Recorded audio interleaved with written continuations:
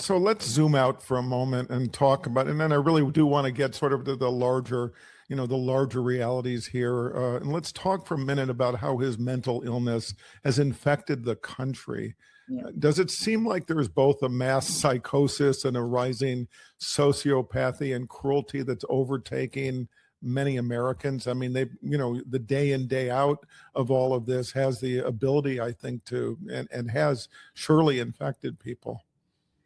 Yeah, it's very alarming. And I think we're probably going to spend the rest of our lives trying to figure this one out.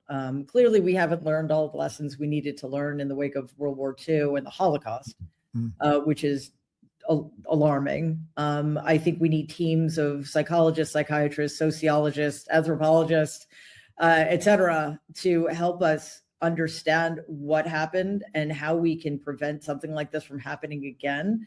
I think one of those solutions is political, but one of them is educational.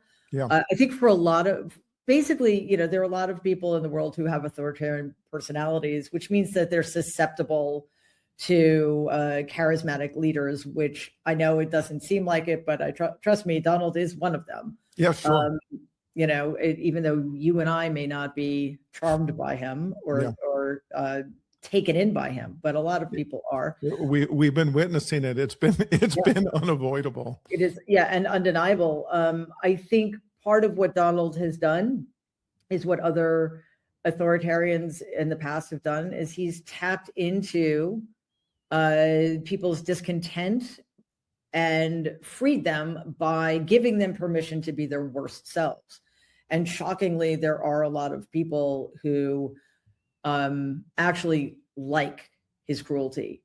They relate to him. They see themselves in him. They're generally speaking weak people who feel that the world has treated them poorly, even though they're in the majority in a lot of ways.